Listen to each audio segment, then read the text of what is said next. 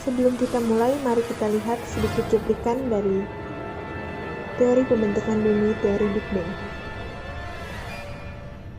So it's quite simple, really. Follow the clues, and we can deduce that a very long time ago, the universe simply burst into existence. An event called the Big Bang.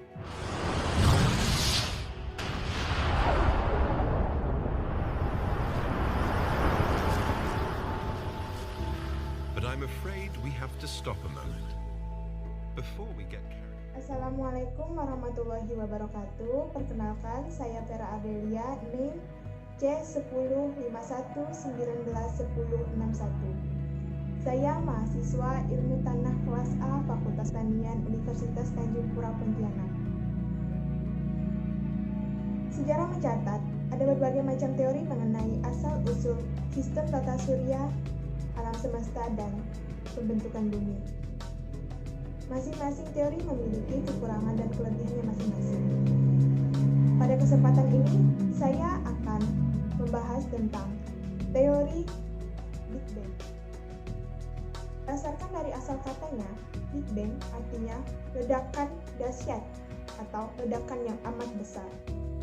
Di dalam teori ini menjelaskan bahwa alam semesta terbentuk dari ledakan yang sangat besar yang terjadi sekitar 13,7 miliar tahun lalu. Pada saat terjadi ledakan, material yang dilontarkan sangat besar jumlahnya dan menyebar ke seluruh alam semesta.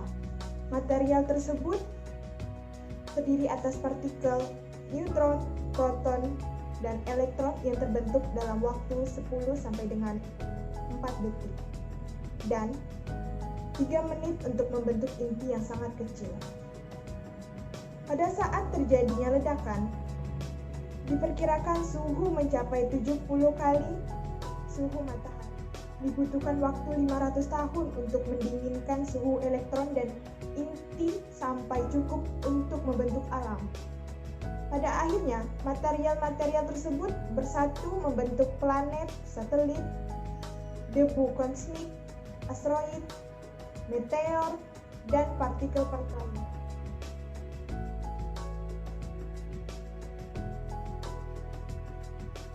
Teori Big Bang pertama kali dikemukakan oleh Abbe George, yaitu seorang kosmolog yang berasal dari Belgia sekitar tahun 1927.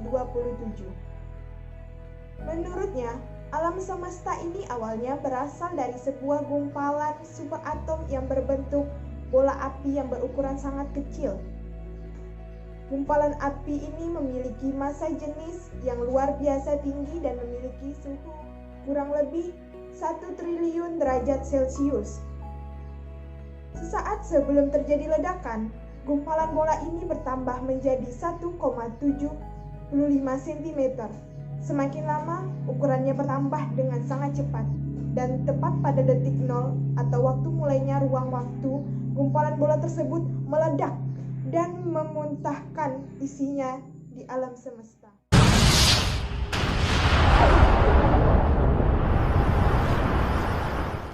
Ledakan tersebut terjadi sekitar 15 miliar tahun lalu. Saat terjadi ledakan besar tersebut, ledakan tersebut menghasilkan energi dalam jumlah yang sangat besar di alam semesta yang membentuk seluruh materi pembangun di alam semesta ini. Tidak hanya itu, atom hidrogen yang terlempar keluar lambat laun berkumpul untuk membentuk debu dan awan hidrogen atau biasa disebut nebula. Nebula tersebut makin lama semakin memadat dan memiliki suhu jutaan derajat Celcius.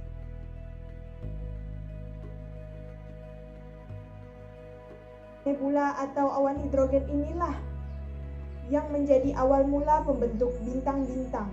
Bintang-bintang tersebut nantinya berkumpul untuk membentuk kelompok yang kemudian disebut sebagai galaksi. Di antaranya, galaksi tersebut adalah galaksi Bima Sakti, galaksi Andromeda, galaksi Trigulum,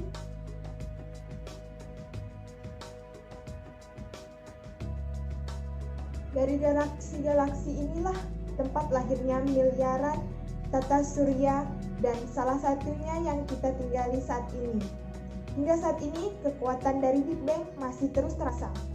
Hal ini dapat dibuktikan dari kondisi alam semesta yang terus meluas. Beberapa galaksi bergerak semakin menjauh satu dengan yang lainnya. Gerakan tersebut akan terus terjadi sampai batas maksimalnya. Jika sudah mencapai batas, benda alam semesta akan berhenti menjauh dan melakukan gerakan tertarik lagi oleh gravitasi universal untuk kembali ke titik permulaan ledakan. Bebas. Akibatnya, pada masa awal pembentukan alam semesta akan terlihat buram oleh cahaya.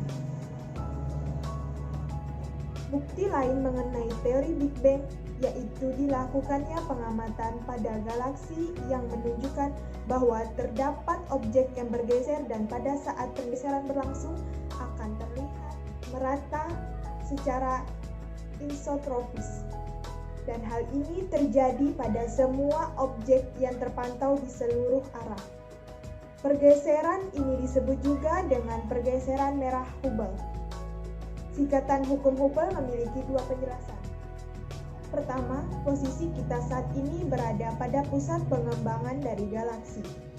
Galaksi ini tidak sesuai dengan prinsip Kopernikus. Yang kedua, alam semesta mengembang secara merata ke segala arah. Siklus pembentukan alam semesta ini akan terjadi terus-menerus dan berekranasi. Kurang lebih begitulah penjelasan singkat yang dapat saya paparkan tentang teori pembentukan bumi, yaitu teori Big Bang. Mohon maaf jika ada salah kata dan kurangnya penjelasan yang dapat saya paparkan tentang teori ini.